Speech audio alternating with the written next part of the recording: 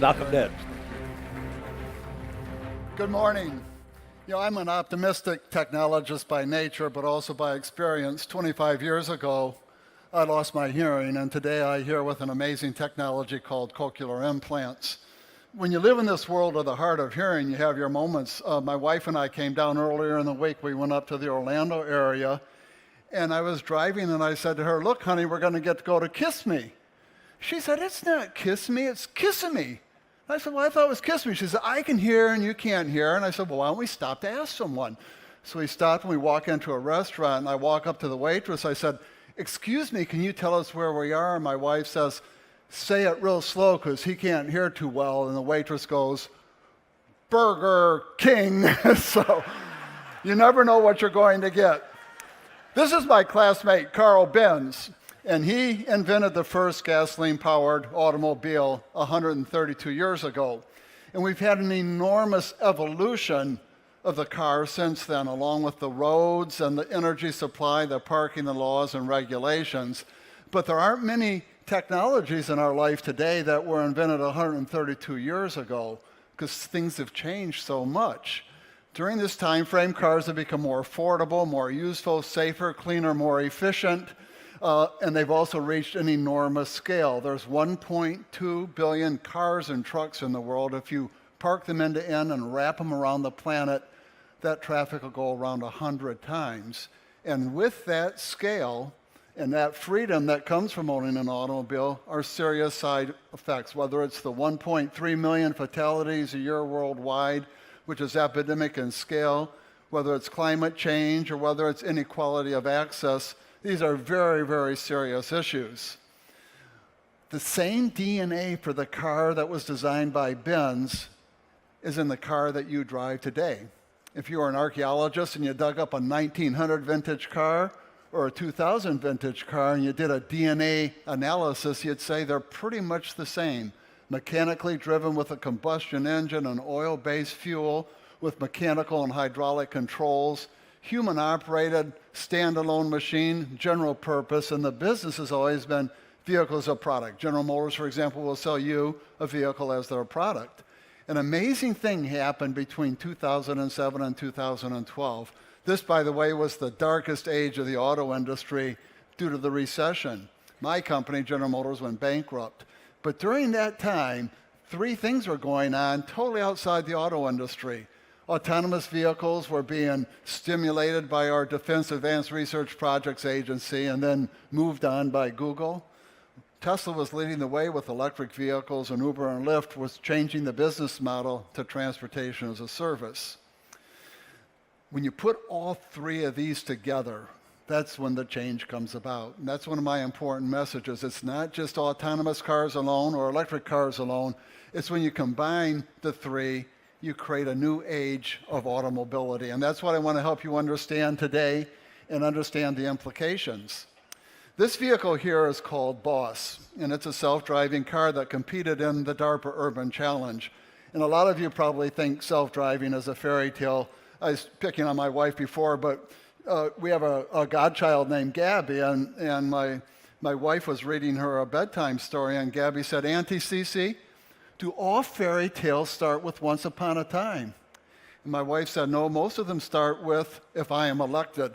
So this is not a fairy tale.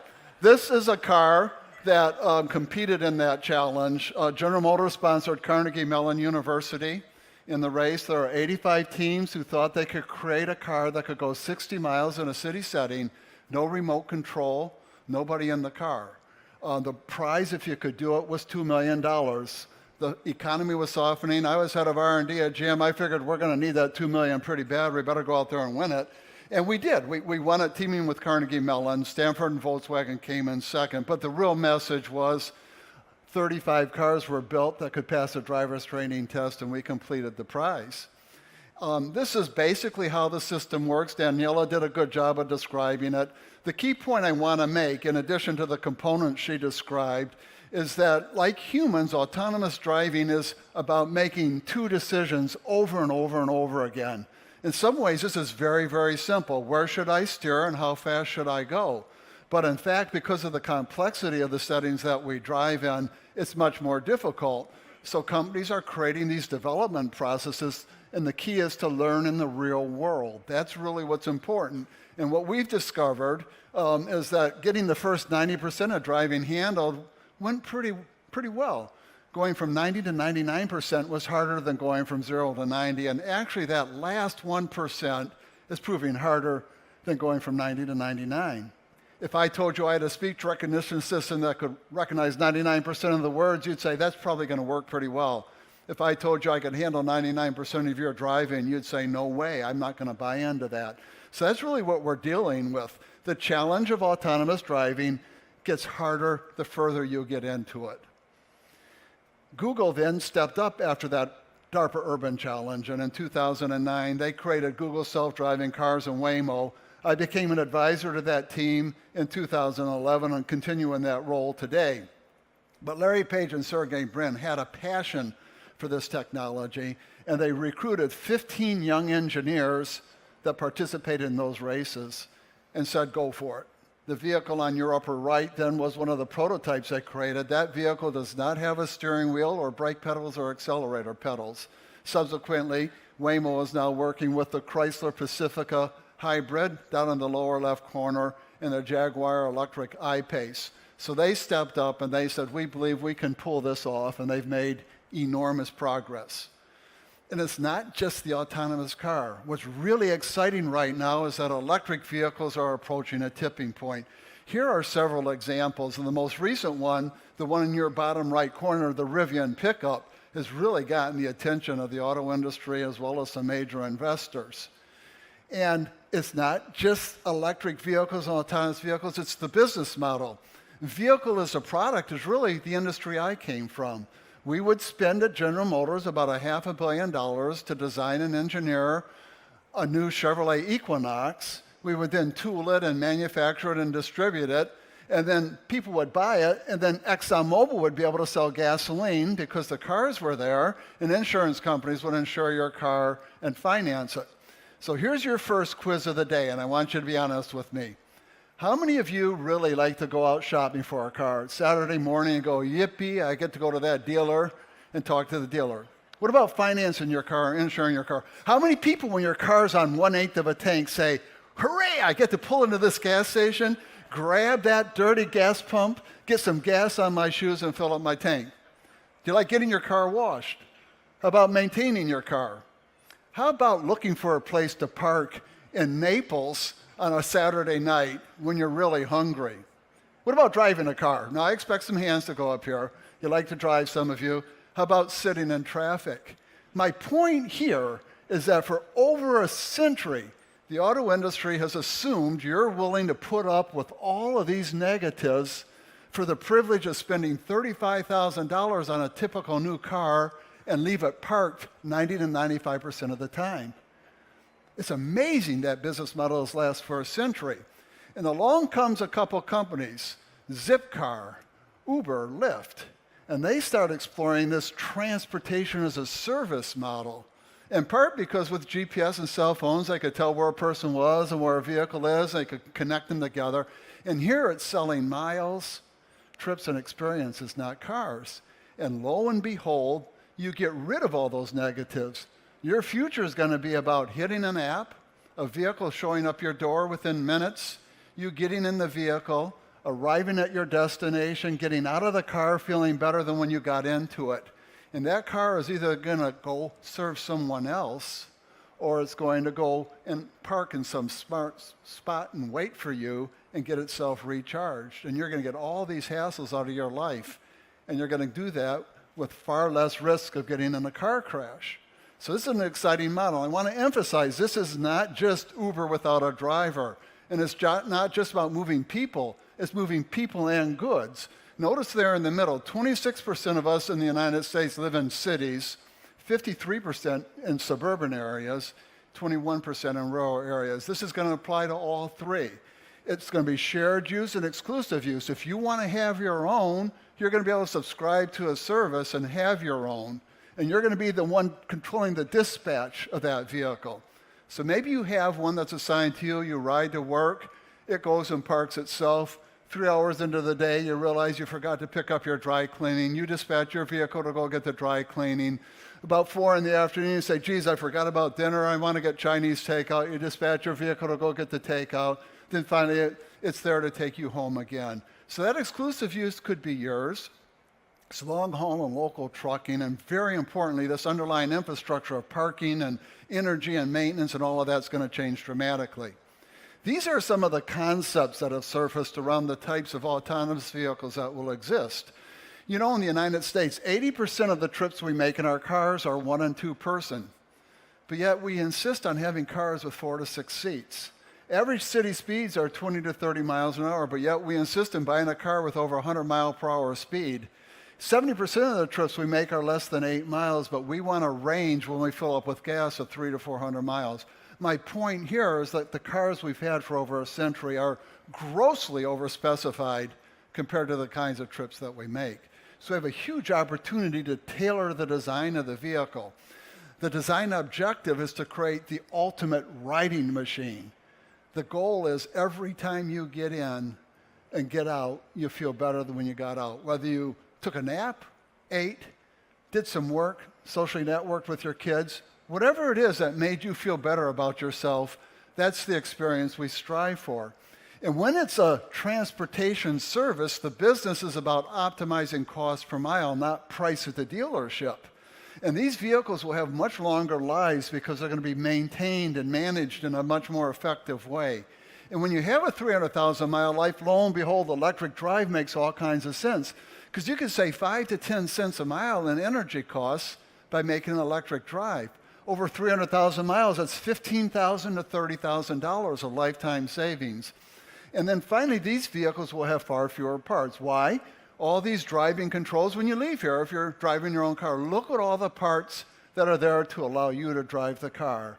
And look at all the parts that are under the hood that are due to a mechanical drive system from combustion, transmissions and emission systems and all of that. The easiest way to test emissions is to measure zero. So this is pretty profound in what's coming with the vehicles. It's a transformational opportunity. And when you see that opportunity, you have to jump at it. I knew I was going to have a great relationship with my wife on my honeymoon.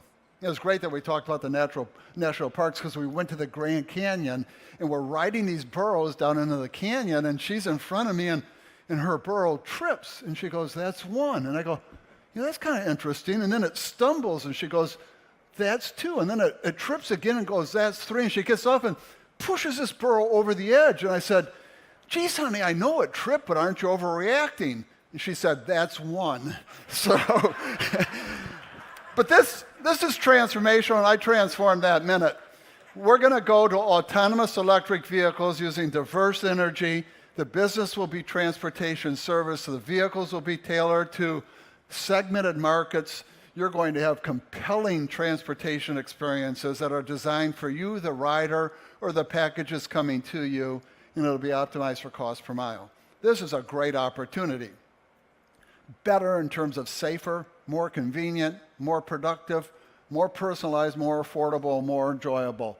And as an engineer, what excites me about this is you can get all of this simultaneously. They're not being traded off against each other.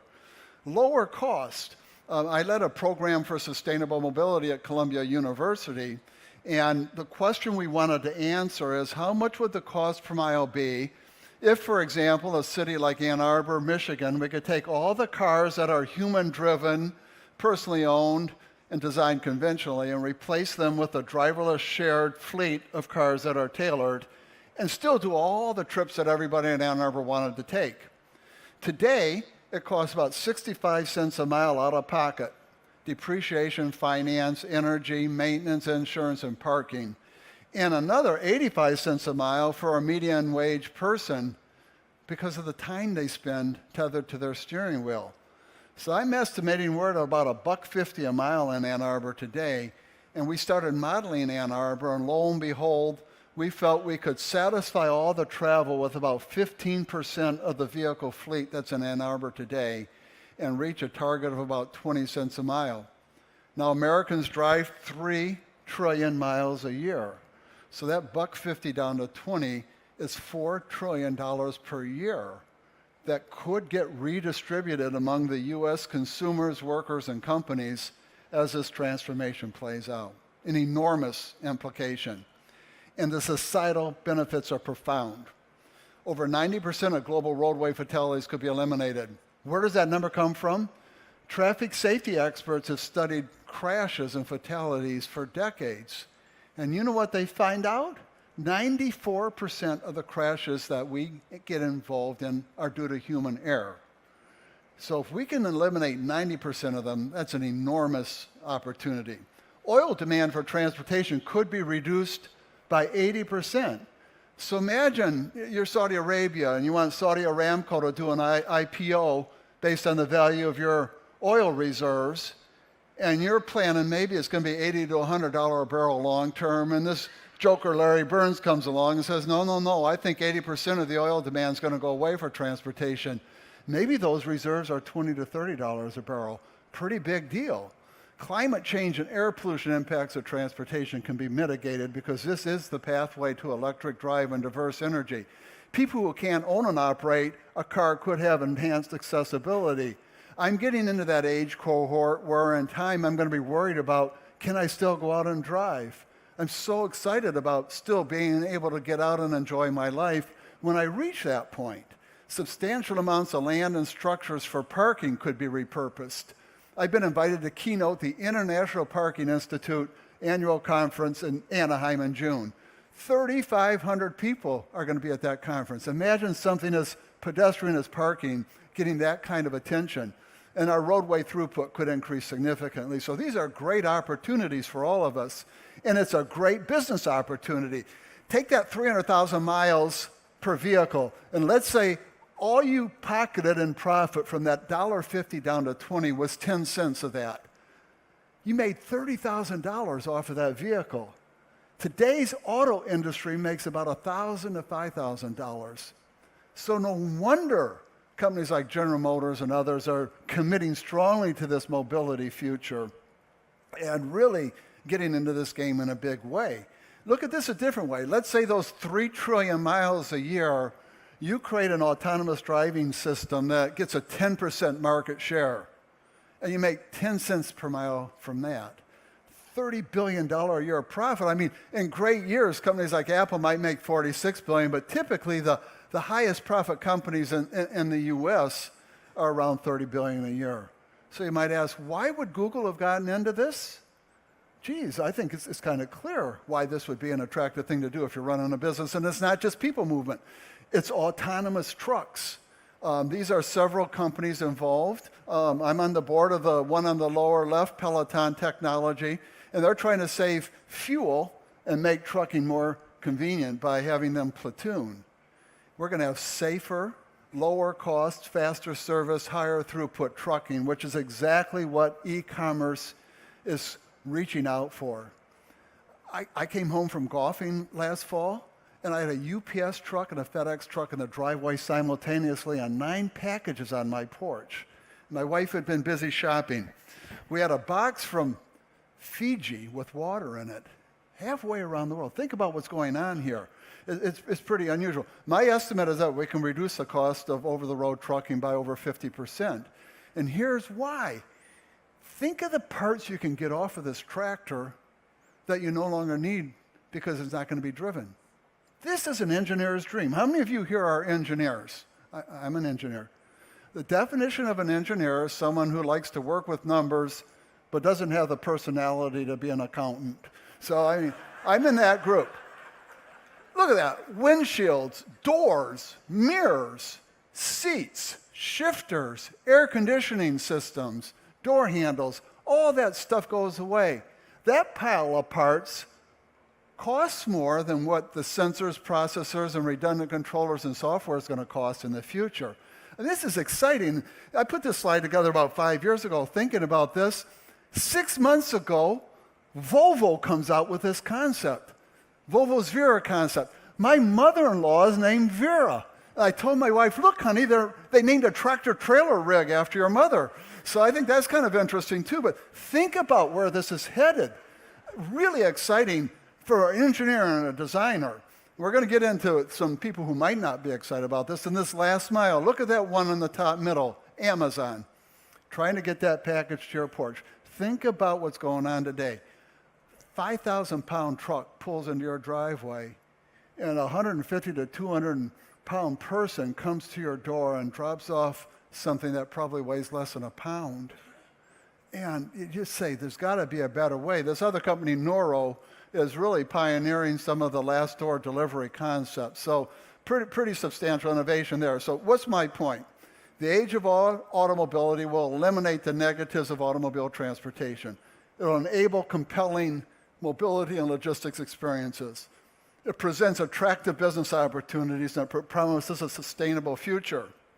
It will transform how people and goods move around and interact. And it's not just the car industry or the energy industry. It's finance, insurance, retail, the road builders, transportation services, healthcare, and real estate. They're going to be disrupted. I'm pleased to have with me today Tom Hoban, who's president of Kitson & Partners. And Kitson & Partners is developing Babcock Ranch, which is about 40 miles north of where we are today, 40 minutes north of where we are today. And this is an example of how real estate can be totally rethought because of the technology that we're talking about. Babcock Ranch is guided by sustainability and innovation. 73,000 acres of nature preserve surround the site. It's approved for 19,500 home units or 50,000 people residing there and 6 million square feet of commercial space. Much of the downtown core center is built. People are buying homes and living there now. And Florida Power and Light has a 75 megawatt solar plant on the north part of the property. They're going to add to that, and they have 10 megawatts of storage. And very importantly, Babcock Ranch is pioneering autonomous vehicles that are electric to take that solar energy and marry it up with the autonomous system. So really, really exciting progress being made as just one example of what can be done with these technologies. So who are the winners? I think consumers and society are going to win tremendously. Autonomous driving system leaders, companies like Waymo, Aurora, Argo, Cruise Automation, stakeholders in electric vehicles, strong transportation service brands, and those who can provide great operations, innovative experience designers, proactive long-haul truckers and parking companies, and e-commerce leaders, and proactive states and communities like Florida. Florida's extremely well positioned here. Flat, nice weather, well-engineered uniform roads, a proactive state government, dense population along the coast. So I really think Florida's well positioned. Senator Brandis in particular has done a great job of getting in front of this for your state, and I think you should be encouraged about that. Unfortunately, there's going to be losers. Companies that don't pivot to this future, companies that build things like steering wheels or build things like transmissions. People who drive for a living, there's 4 million drivers in the United States, and a lot of auto workers because these cars are going to have half as many or maybe even fewer parts on them than we see today. Oil and gas companies, insurance companies, traditional parking companies, and traditional rental car companies. A lot of winners, a lot of losers. So here's the big question then, sure it's on your mind, when? You got to be careful when you ask questions. I was with my wife the other night, and we were talking, and I said, honey, if anything ever happens to me, are you going to get remarried? She said, no, I couldn't do that, and she's 4 years younger than me. I said, oh, come on, you should. She says, okay, I'll think about it. And I said, well, if you get remarried, you're going to let this guy have my car. I've got this Cadillac XLR convertible, and well, that's your pride and joy. I couldn't let him have it. I said, come on, it just makes sense. I'd be gone, I'd be in the garage. She says, okay, I'll think about it. And I said, what about my golf clubs? And she said, oh no, he's left-handed. So be careful what you ask. You don't know. How many of you think my story's a 2030 story? That this is something that you probably don't need to worry about till 2030? What about 2025? Come on, be honest. Come on. 2020, how many think it's a 2020 story? How many think it's a right now story? Okay, here's why. This is inevitable. Daniela did a great job sensitizing you to the technology that's coming. We've made great progress, but we're not quite done yet. It is inevitable. I think the technology, the consumer value, the business opportunity, And the proof of how you scale this is within a 5-year window, all of that coming together. And if that's the case, you've got to get ready for this tipping point now. Here's what you need to do. Comprehend the age of automobility. That's why I wrote this book. It's a narrative with exciting, interesting characters. Understand it, because it's going to impact your industry, your company, your job, your community, your family, and your life. So first, comprehend it. Deeply understand the technology and the business models, especially digital technology and customer experiences. Focus on those experiences. It's not just that the technology came out of Silicon Valley. They've been a leader in this whole mindset of design innovation focused on your experience. Get rid of the negatives in people's lives, and you're going to do some good things. The technology innovation, and very importantly, operational excellence is going to be fundamental here. Position for the future, especially to learn fast. And that's really, really critical, is to learn from things. My wife and I were having some wine the other night, sitting out on our lanai, and suddenly she goes, "Oh, I love you, I love you." I go, "Is that you talking or the wine talking?" And she said, "It's me talking to the wine." So you got to learn from that too. Target this tipping point. Don't worry about some econometric forecast or some McKinsey or Deloitte report that says the market share of autonomous cars will be 20% by 2030. All of that's nonsense. Focus right on these 4 things happening. Does the technology work? Is the value there? Will the regulators allow it? And will society accept it? Get with people who can help you answer these questions. Get in front of the inevitable. When you position for something that happens sooner and it happens later, at least you're ready. But if you position later and it happens sooner, you're in trouble. So I don't think it hurts to be getting in front of this. Comprehend this whole system. It's not one sensor. So be careful if you're an investor, someone calls up, "I got this great spinning radar, it's going to solve the autonomous driving." Ask them, how did you know how to specify the requirements of your laser? The only way you can do that is to understand this whole system. I think the biggest risk of all of this is not getting to these benefits as soon as we safely can. Some people say, "Oh, don't let technology get in front of safety." But the fact is, if you take those 1.2 million people a year dying on world roadways, multiply it by 90% of those going away, that's 1 million lives saved a year. Divide that by 365 days, you're saving 3,000 lives a day. If we can get this job done 1 day sooner, we save 3,000 lives. What are my concerns? How many of you had a chance to ride in an autonomous car? Not very many. The tendency, it's human nature, is to pass judgment prematurely. I guarantee you, when you get a chance to ride in one, you're going to be nervous and anxious and uncertain, and it's going to transition quickly to being excited and trusting and accepting and comfortable. There's a lot of players here with vested interest because of the 100-year-old system, and they're going to push back to try to slow this down.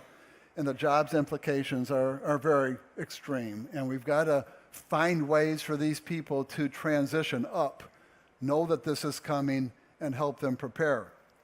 There's a lot to learn. I don't want to leave you with the impression that everything is done. There's a lot to prove, and there's issues to resolve, but this is a once-in-a-century opportunity. Now, this video is from Waymo. These are Waymo's vehicles. And this is an example of the service that Waymo is providing in Chandler, Arizona. The real question is, at what point is this commercial on a larger scale? As you can see, you've got some students going to school, getting in a driverless car, and the door shuts automatically, and the car heads to its destination.